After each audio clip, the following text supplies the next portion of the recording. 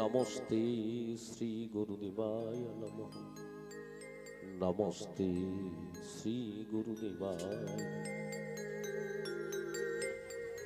प्रातो प्रणम्यं पूज्यपादौ साधु गुरु वैष्णव ब्राह्मण सजन मंडल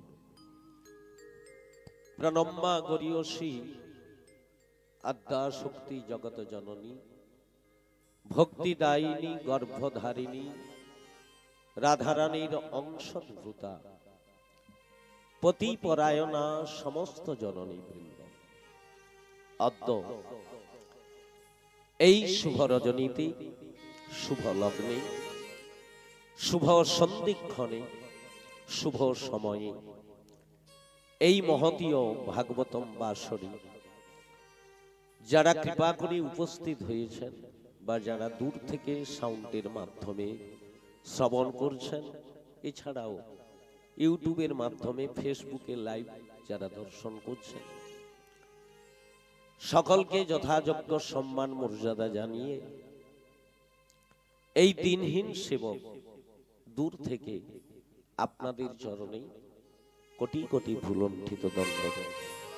হরি বল হরি বল। আজকের আমরা সকলে সমবেত হয়েছি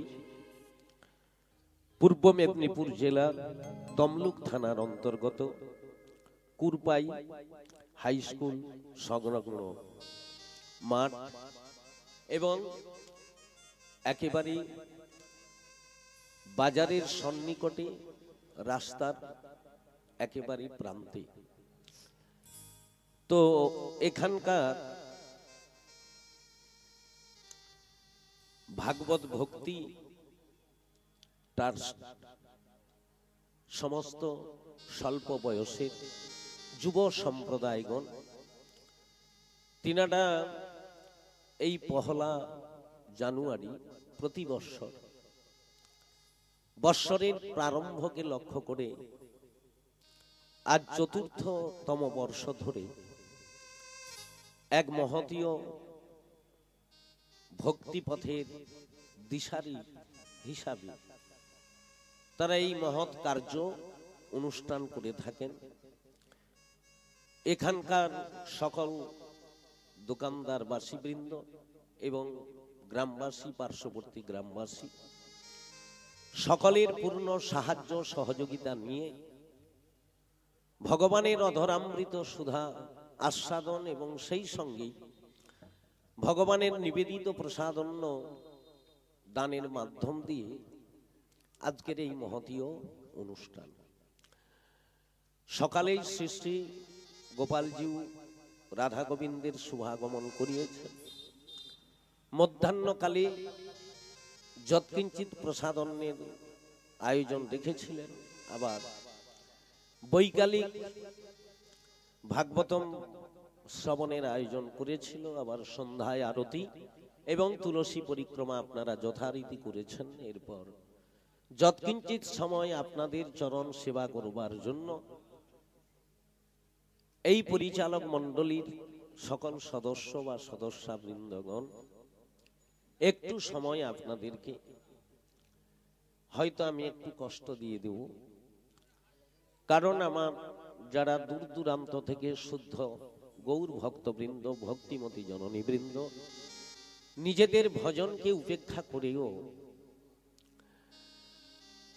আজ এই সাধু সঙ্গে মিলিত হয়েছেন।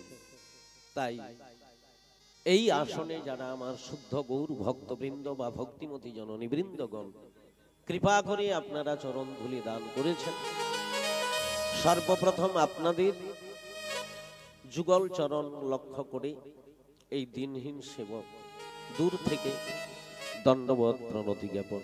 হরি বল হরি বল।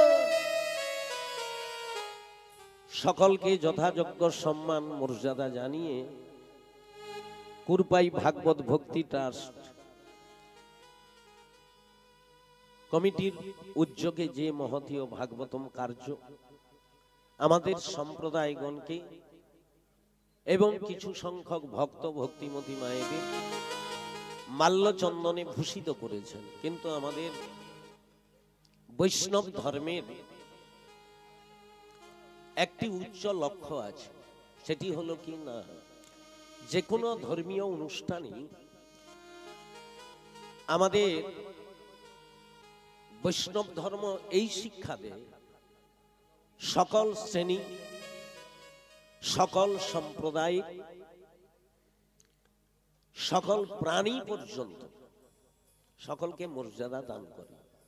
এটি বৈষ্ণব ধর্মের মূল লক্ষ্য।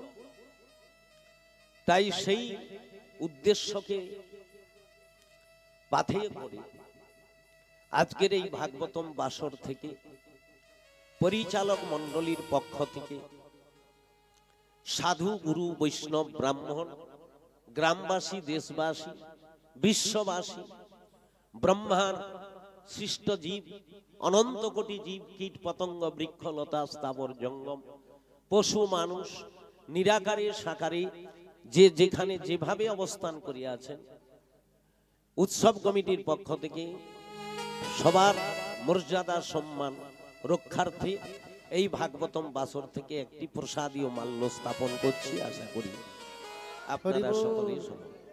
হরি বল হরি বল হরি বল। তো আসুন আমরা আজকের বর্ষবরণের মাধ্যম দিয়ে, যদিও আমাদের হিন্দু সনাতনীদের আমরা বাংলা ক্যালেন্ডার অনুযায়ী আমরা পহলা বৈশাখ থেকেই আমরা বৎসরের প্রারম্ভ শুরু করি, কিন্তু যেহেতু 200 বৎসর কাল ইংরেজ শাসন করেছিল, আর তার কারণে সেই দিন থেকে তারা এই ইংরেজি বর্ষটি আমাদের কাছে গুরুত্ব দিয়েছিলেন। স্বাধীন হবার পরেও সেই ধারাটা এখনো পর্যন্ত চলছে নাকি? পহলা জানুয়ারিটা যেভাবে আমরা প্রতিপালন করি, পহলা বৈশাখ কিন্তু করি কি? বাংলা তো ভুলেই গেছি, সব ইংরাজি তারিখ ইংরাজি সন ইত্যাদি। তো যাই হোক, যেহেতু সেই রীতিনীতি আমাদের ভারতবর্ষ তো সার্বভৌমত্বের দেশ, সকল সম্প্রদায় সকল ধর্মের মানুষ একত্রিতে বসবাস করে, সকলকে মর্যাদা দেওয়ার জন্য আজকের এই পহলা জানুয়ারি অর্থাৎ গত রাত্রি থেকে যে তোপধ্বনি বাজি মাইকের ধ্বনি 12টার পর থেকেই ইংরেজি বর্ষ অনুযায়ী আমাদের যেমন চান্দ্রমাস্য হিসাব অনুযায়ী সূর্য উদয় টু উদয় একদিন ধরি, কিন্তু ইংরেজি বর্ষের নিয়ম অনুযায়ী সেখানে কিন্তু মধ্যরাত্রি 12টা থেকেই দিনের পরিবর্তন হয়ে যায়।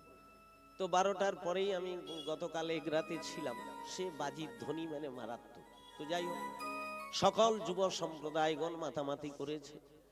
তারপরে আজকের সমস্ত ঘরে ঘরে প্রায় বাজারগুলো মার্কেটগুলো দেখে দেখে যা এলাম, আজকের পহলা যেহেতু পহলা জানুয়ারি বৎসরের প্রথম দিন, এটিকে গুরুত্ব দিতে হবে কেক কাটা থেকে আরম্ভ করে। এইবার আর যেটা বলা উচিত নয় ভাগবতের বাসরে, সে তো ঘরে ঘরে একেবারে, কারণ এরা ভেবে নিয়েছে পহলা বৎসরের প্রথম দিনটা যদি আমরা বেশ লভ্যচস্য করে খেয়ে নিতে পারি, সারা বছরটা বোধহয় এইভাবে চলতে থাকে। তো কতগুলো অবলা প্রাণী বধ হয়ে গেছে। এই বাজারে কুরপাই বাজারে দেখেন লাইন পড়ে গেছে, খেয়ে নিতেই হয়। তো যাই হোক, এইরকম একটা ট্র্যাডিশন আমাদের মধ্যে ঢুকেও গেছে, এরকম পরম্পরা চলতে থাকবে। আমরা যতই বলি না কেন, চড়া না শুনে ধর্মের কাছে। অতএব তবুও আমাদের কর্তব্য বলা, মানুষকে সচেতন করা। পহলা জানুয়ারি পালন করুন ভালো। যেমন আজকের এরা যদিও এই কুরপাই বাজারে ভক্তমণ্ডলী যারা বয়স্ক, তিনারা ব্রত মাসের পরে একটি সপ্তাহকাল ভাগবত অনুষ্ঠান করে 7 দিন ধরে। আমি পূর্বে আর 4 বছর ধরে এরা আমাকে ছাড়েনি, আমি প্রায় আসি। তো একটা বড় সপ্তাহকাল যজ্ঞের অনুষ্ঠান করে, বহু ভক্তের প্রসাদের ব্যবস্থা রাখে। তার মাধ্যমে এই যুব সম্প্রদায়গণ তাদের একটা বসতে বসতে নিজেদের মধ্যে বন্ধু বান্ধবদের মাধ্যমে আলোচনা করে যে আমরা পহলা জানুয়ারিটি যেহেতু সমগ্র জগৎ প্রায় অখাদ্য কুখাদ্য খাওয়ায় মাতামাতি, অতএব পহলা জানুয়ারিটি যদি আমরা ভাগবতের মাধ্যম দিয়ে একটু ভগবানের প্রসাদ দান করতে পারি তাহলে মনে হয় সর্বোত্তম নাকি। এই উদ্দেশ্য নিয়ে তিনারা আজকের চতুর্থতম বর্ষ ধরে 4 বর্ষ আপনাদেরই সাহায্য সহযোগিতা নিয়ে করছেন তিনারা। তবে দিনে দিনে ধর্মসভা দিকে মানুষের একটা ঝুঁকি এসেছে, অস্বীকারের জায়গা নেই। সার্বজনীন প্যান্ডেলগুলো প্রায় দেখা যাচ্ছে, সে দুর্গাপূজা করুক, কালী পূজা করুক, মনসা পূজা করুক না কেন, শেষের দিন আপাতত একটা নরনারায়ণের সেবার একটা দিকে ঝুঁকি দিয়েছে। অহেতুক অর্থ ব্যয় না করে, ইন্দ্রিয় সুখ চরিতার্থ না করে একটু প্রসাদের মাধ্যম দিয়ে প্রায় আপনাদের গ্রামান্তরে অঞ্চলে ছড়িয়ে গেছে, ভালো।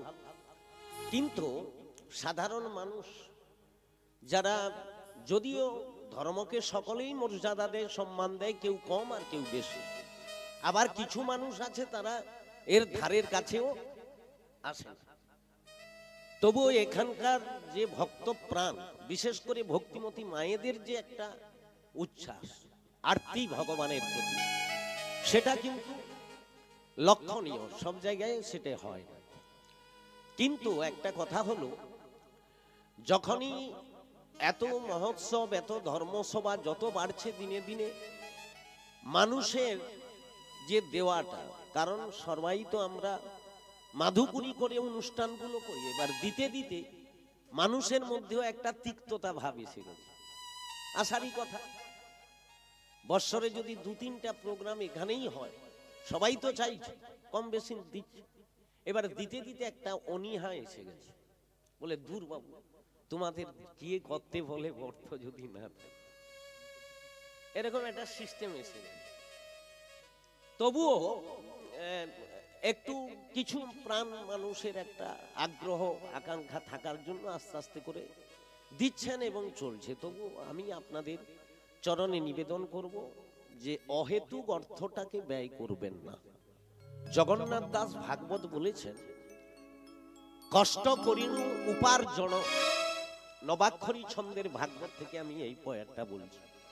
উৎকলে জগন্নাথ দাস প্রতিটি পয়ারে 9টি করে অক্ষর লিপিবদ্ধ করে একটি ভাগবত রচনা করেছিলেন। যদিও পরবর্তীতে গোস্বামীগণ ওই ভাগবতকে অনুমোদন করেন, না করার পেছনে কারণটা আলাদা আছে। যদিও তার কিন্তু সিদ্ধান্তগুলো কিন্তু অটুট ছিল, খুব ভালো। আমরা ছোটবেলায় পড়েছি। তো যদিও সেই ভাগবত পূর্বে অনেক জায়গায় পাঠ হতো, এখনো হয় উড়িষ্যাতে, কিন্তু সেই ভাগবতমকে অতিবাড়ি সম্প্রদায় বলে গোস্বামী স্বীকৃতি দেয়। অতিবাড়ি মানে বুঝা গেছে কি বলুন দেখি?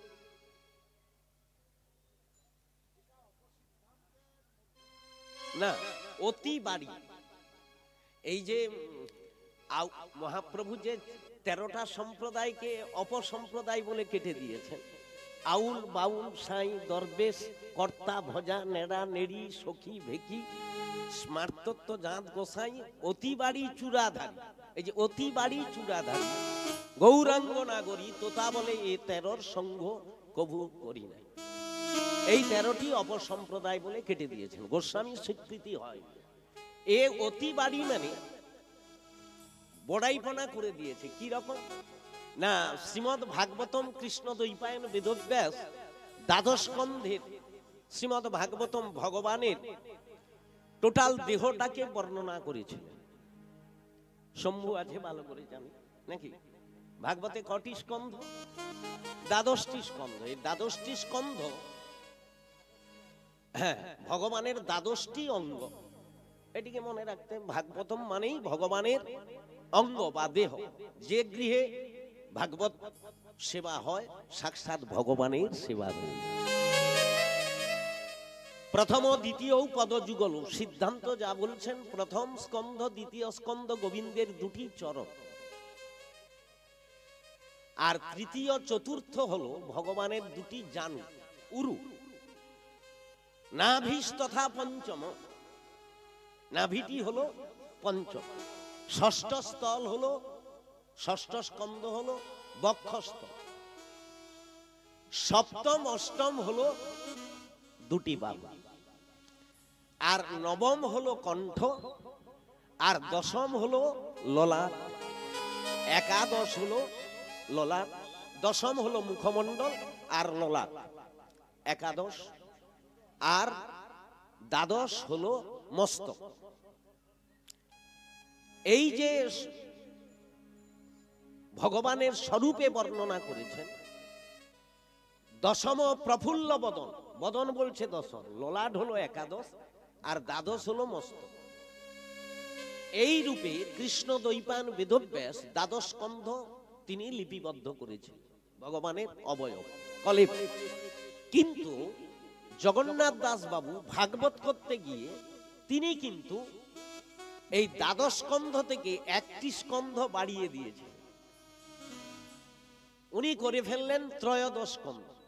এই জন্য ওটি অতি বাড়ি হয়ে গেছে, অতি বড়াইপনা করে দিয়েছে, ব্যাসদেবের উপরে কলম দিয়ে দিয়েছে, সেটাই জন্য গোস্বামীগণ গ্রহণযোগ্য করলেন। কিন্তু সেই ভাগবত কিন্তু খুব গোপনীয় রহস্যের কথা জগন্নাথ দাস ভাগবত লিখেছিল। তার কিছু কিছু পয়ার এখনো সমাজে মানুষের মুখে মুখে কিছু কিছু কথা তারই পয়ার, সেটা যেহেতু পূর্বে প্রচলিত ছিল সেই পয়ারগুলো, কারণ আমাদের তো তখন উড়িষ্যা বাংলা একসঙ্গে, বাংলাদেশ একসঙ্গে তো ছিলাম, তো সেই কারণে আমরা উড়িষ্যার একটু ঘেঁষাঘেঁষি থাকার জন্য সেই যে পয়ারগুলো আমাদের দেশে ঘরে প্রায় ঘোরাঘুরি করে, অনেকেই বলেন। তো সেই ভাগবতমে একটি জায়গায় একটি পয়ার দিয়েছেন গুরুত্বপূর্ণ, সেটি কি বললেন না, কষ্ট করিনু উপার্জন, কি বলল, কষ্ট করিনু উপার্জন শতপত্রে করিবু দান, কষ্ট করে অর্থ উপার্জন করবে, সৎ পাত্রে দান করবে। এই কথা বারবার ভাগবতে বলেছে। অর্থ উপার্জন করতে গেলে কষ্ট করতেই হবে, আর সেই উপার্জনীয় অর্থটিকে আপনি আপনার ইন্দ্রিয় সুখ, আমরা সংসারী মানে প্রত্যেকের বাড়ি থাকবে, গাড়ি থাকবে, বিষয় সম্পদ সবকিছু নিয়েই আছে, কিন্তু এরই মাধ্যমে যারা চতুর্জন হয় তারা বিষয় সুখ, ইন্দ্রিয় সুখ সেটাকে কমিয়ে দিয়ে ওই অর্থের কিছুটা অংশ তারা কি করেন, আমাদের অনেকের মন আছে কিন্তু পরিবেশ পরিস্থিতি এমন তৈরি হয় যে আপনি হুট করে একটি যে ধর্মীয় অনুষ্ঠান করে সাধুগুরু বৈষ্ণবকে সেবা দিবেন, আপনার গৃহে নিয়ে যাবেন, সেই রকম পরিবেশ পরিস্থিতি কিন্তু সবার তৈরি হয় না। ইচ্ছা থাকলেও হয় কি বাবা, হয় না। কেন না, যে কোনো একটা বাধা, কারোর একবারে প্লেস নেই, ছোট ইত্যাদি ইত্যাদি বিভিন্ন রকম একটা বাধা বিপত্তি এসে যায়। তো তাদের ক্ষেত্রে যদি এই রকম সার্বজনীন প্যান্ডেলে যদি কষ্ট করে একটু অর্থ উপার্জন করে আমরা বৎসরে যদি ভগবানের সেবায় আমি দিয়ে দিতে পারি, তাহলে গীতাতে যে কথাটি বলেছেন, আমার দেয়ত বস্তু আমাকে যদি কেউ নিবেদন করে না গ্রহণ করে সে হলো মস্ত বড়।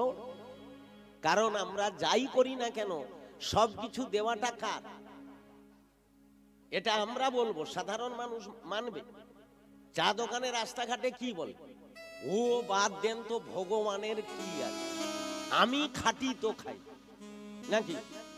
এরা যে দিন রাত বলছে, বলে না, বলেন না আপনাদের এদিকে বলেন, সবাই বলে আমি খাটি তো খাই, আমি চাষ করি তো ফসল পাই, এখানে ভগবানের কি আছে?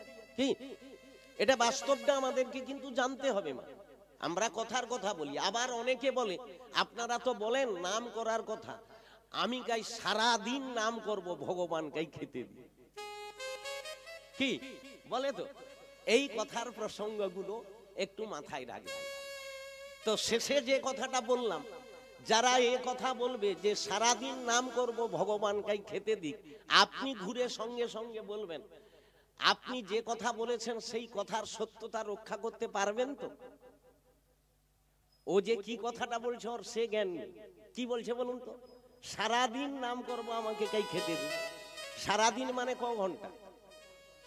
আগে আচ্ছা হোক 12টাই যদি দিবা ভাগটাকে ধরি, একদিন মানে 24 ঘন্টা।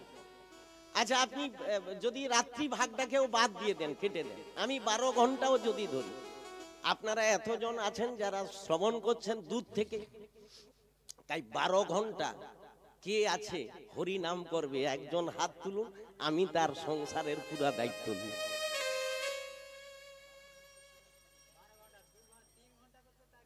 এইবার ঠকবে না ঠকবে না? ও যে কথাটা বলছে ও কথার তো গুরুত্বই বোঝে না।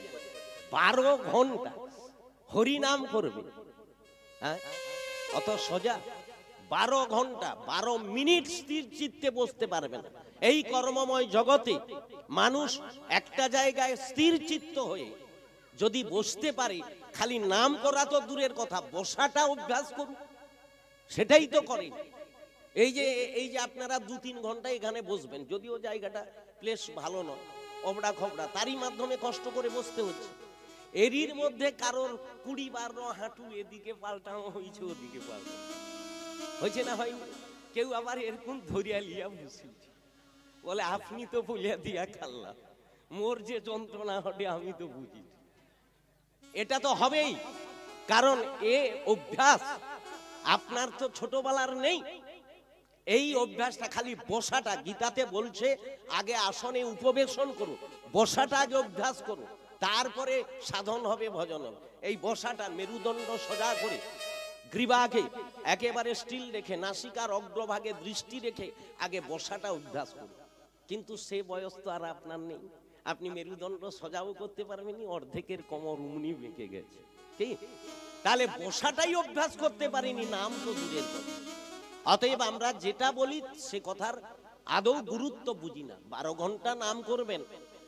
একজন বৃন্দাবনের উচ্চকোটির মহাত্মাগণ 2-3 ঘন্টা 4 ঘন্টা ভজন করতে, তাই এতদিনের সাধন ভজন, তাই ত্রাহি ত্রাহি, তারা কতদিন অভ্যাস করছে। অতএব আমরা মুখে যাই বলি না কেন, 12 মিনিট স্থির চিত্তে বসতে পারবো না, অতএব আমাদের নাম করা হয়। এরপর আমি কর্ম করি বলে খাই যারা বলছেন, ভগবান বলছে এই কর্মময় জগতে সকলেই কর্ম করছে,